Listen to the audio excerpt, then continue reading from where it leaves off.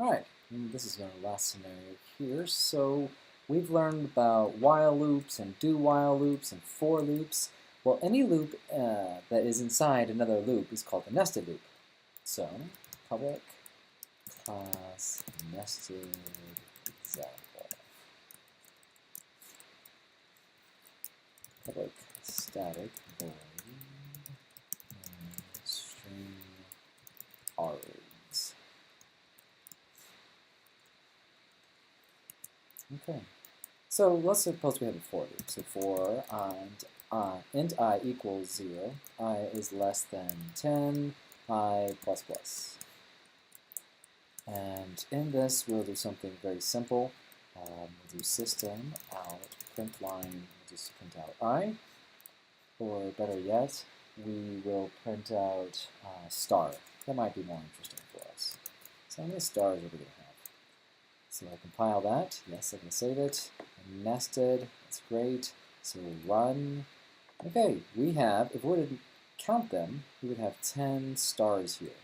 I'm going to get rid of the ln, so I just am going to do a print. And it's just going to do 10 stars from left to right. There they are. 1, 2, 3, 4, 5, 6, 7, 8, 9, 10. 10 stars. Well, what happens if I put another for loop in here? 4. And then I does stand for index, but when we put nested for loops instead of for loops, we usually go down the alphabet. It's just a programmer's style thing. So int j equals 0, and j is less than, I'm going to say 2, then j plus plus. Now, just another note, these curly braces are not needed because this curly brace includes one statement, this for loop. And this for loop includes one statement, this system out print. But for this class, it's usually easier, and really for the rest of your career, to always have these curly braces, just to make things easier to read. So let's think about this for a little while. How many stars are going to be printed? We know with this for loop, it's going to go 10 times. And we know with this for loop, it'll go 2 times. So how many stars are we going to actually have? Well, have you thought about it yet? We have 20. In fact, I could do a system out print line right here, and it'll separate this out. So for every time it finishes, it's going to give us a carriage return. What is that going to look like? Before, it looked like, when I didn't have that extra carriage return, where is it? Oh yeah, there it is.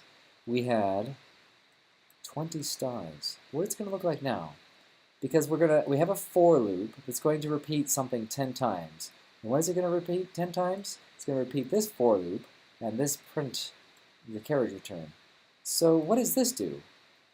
I think what this does is it prints this out how many times? Did you expect that to do that? Think about it.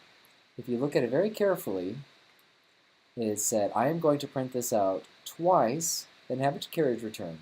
And I'm going to do that 10 times. If we were to reverse this and have a 2 and have a 10, what would it look like now? Have you thought about it yet? If you need more time, go ahead and pause the video. All right, let's run it.